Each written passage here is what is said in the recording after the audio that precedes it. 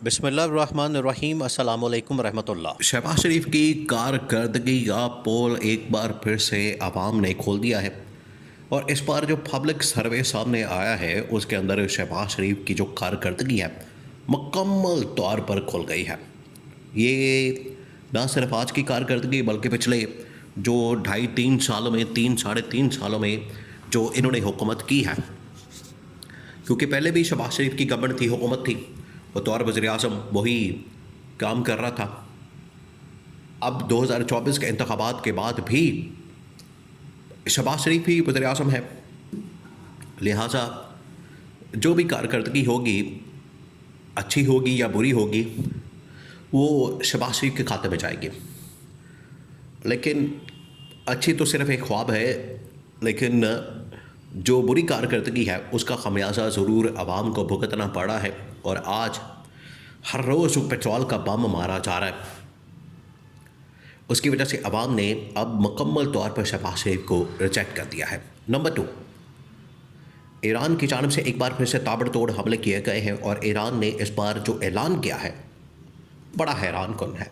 उसने पूरी दुनिया को हिला के रख दिया है, अमेरिका को, इसराइल को हिला के रख दिया है। और अमेरिका इसराइल ये सोचने पर मजबूर है कि वो कौन सी ऐसी खड़ी थी, कौन सा ऐसा लम्हा था, बल्कि अमेरिका ये बात सोचने पर मजबूर है कि उन्होंने क्यों इसराइल के कहने के ऊपर अमेरिका के ऊपर, ये ईरान के ऊपर हमला किया और इसके ऊपर हमला करके हम फंस गए हैं।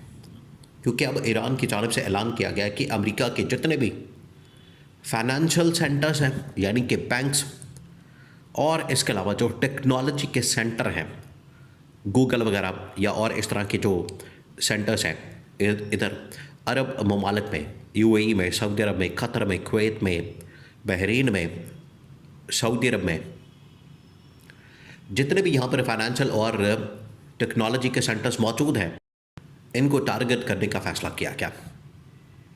अब इसके पीछे जो वजह और इसका जो नुकसान होगा वो बड़ा ही ख़तरनाक और ख़ौफनाक है।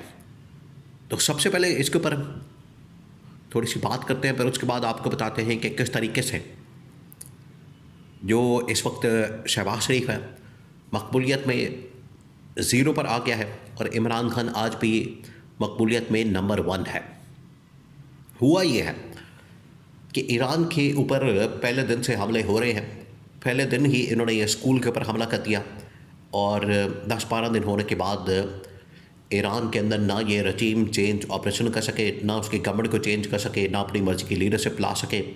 ठीक है, इन्होंने अयतुल्ला ख़ामेनी को मार दिया, बाकी लीडरशिप को मार दिया, लेकिन इसके बावजूद ईरान की जो हिम्मत है, ईरान की जो इस वक्त हौसला और अज़म है और जो ताकत है, अपनी जगह कायम व दायम है।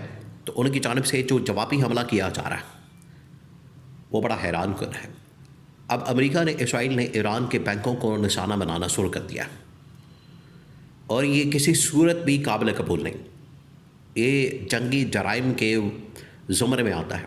आप स्कूलों को टारगेट करें, हॉस्पिटल्स को, फिर उसके बाद जो पब्लिक बिल्डिंग्स हैं उनको टारगेट करें। इनको टारगेट करना जंगी जराइम के ज़ुमरे में आता है। तो आज इनको टारगेट किया जा रहा है, निशाना बनाया जा रहा है। तो इसके ऊपर ईरान के जानिब से बड़ा ही सख्त किस्म का रिएक्शन सामने आया, रद्द-ए-अमल सामने आया और ईरान ने ये ऐलान किया है कि हमारे बैंकों को टारगेट किया गया है, लिहाजा अब इसराइल और अमेरिका तैयार हो जाए।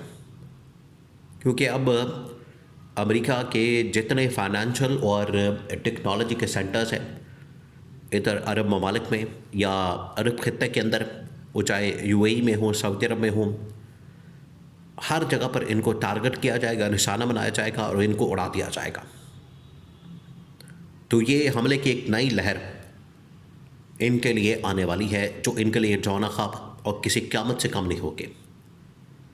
अब आज पाकिस्तान के अंदर जो शहबाज शरीफ की हालत हुई है, दुर्गत बनी है, अवाम ने अब शहबाज शरीफ के ख़िलाफ़ ना सिर्फ कैंपेन शुरू कर दी है सोशल मीडिया के ऊपर, डिजिटल मीडिया के ऊपर, बल्कि अब बाकायदा सड़कों पर आने का ऐलान कर दिया गया है और अवाम बज़ाते ख़ुद सड़कों पर आने के लिए तैयार हैं।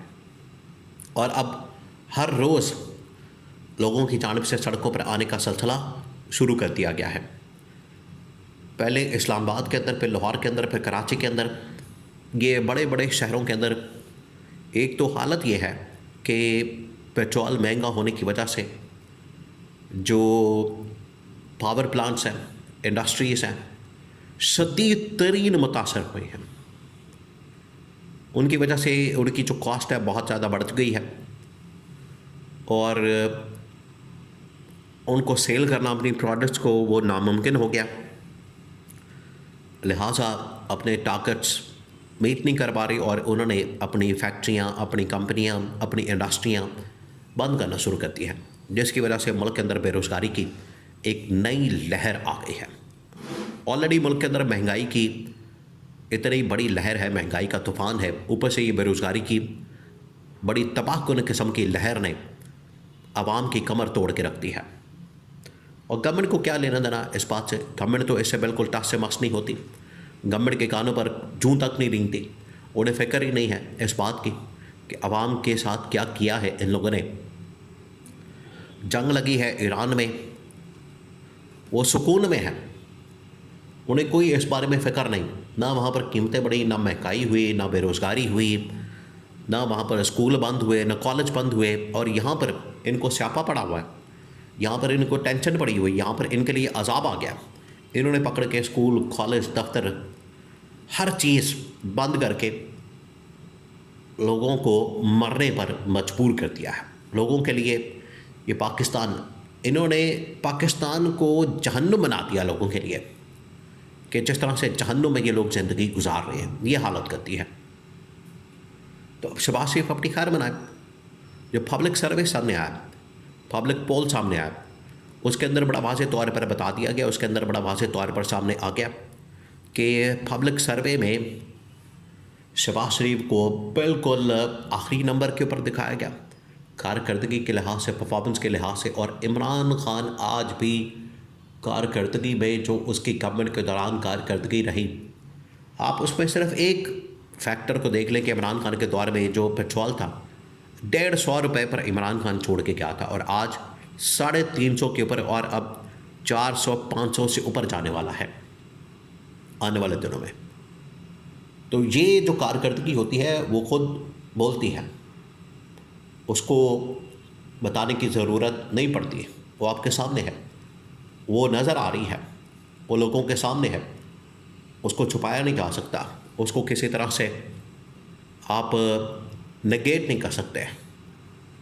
ये अब लोगों के सामने कारकर्दगी आ चुकी है जिसको किसी सूरत भी नेगेट नहीं किया जा सकता। तो शहबाज शरीफ की जो गवर्नमेंट है इस वक्त बुरी तरह से फंस चुकी है और शहबाज शरीफ के ख़िलाफ़ आवाम का समंदर सड़कों पर आने के लिए तैयार है। और ये सिर्फ अब रमज़ान और ईद गुजरने का इंतज़ार करें। जैसे ही ये रमज़ान गुजरेगा, ईद गुजरेगी, तो उसके बाद आवाम का जो समंदर है सड़कों पर आएगा और इस हुकूमत को घर भेजने तक एहतजाज फिर जारी और सारी रहेगा।